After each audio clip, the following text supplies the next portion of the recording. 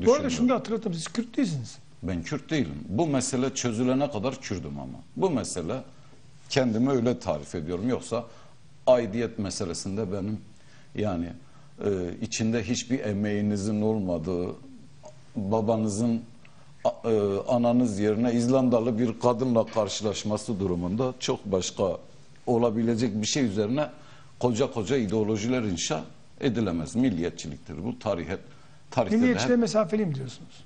Mesafeli değilim, karşıyım. Karşıyım.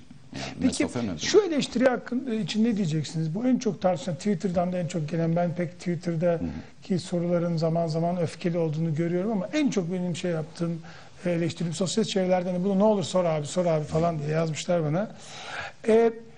BDP'nin bir Kürt milliyetçiliği vurgusunu giderek taşıdığı ve bunun sosyalizmden koptuğu yönde bir eleştiri var. Siz de bu konuda sigorta noktasındasınız. Çünkü şimdi girmeyelim ona ama sizin siyasi hayatınız sosyalizme verilmiş bir ömür. Burada bir sapma var mı? Burada bir sapma yok. Bunu diyen sosyalistin sosyalistliğinden şüphe ederim. Bence Kemalist haberi yok böyle diyenlerin. Niye? Ya Kürdün ötekisi hiçbir zaman Türk olmamış ki. Neyin milliyetçiliğini yapacak? Ulusal demokratik haklarını, kimliğini savunmak ne zamandan beri milliyetçilik oldu? Sen Türk'ün ötekisi hali hazırda Kürt. Ama Kürdün ötekisi Türk değil ki. Nereden bu kanaate varıyor? Kürdün hangi derdine yanmış, hangi derdiyle hemhal olmuş, hangisine itiraz edebilir ki kalkıp koca bir BDP'yi Kürt milliyetçisi olarak yaftalayabiliyor? Bir. İkincisi, internet denen bir şey var.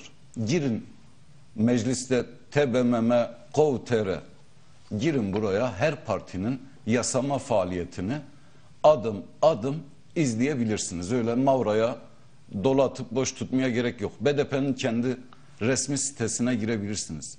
Bu ülkede çay üreticilerinin derdinden balıkçılara, taşeronlaştırılmış işçilerin emek sömürüsünün derdinden çevre sorunlarına varana değin, daha boş ver onu, inanç özgürlüğüne, her alanda BDP ne yapmış bunu görebilirler. Peki, ölçü bu değil midir? Peki,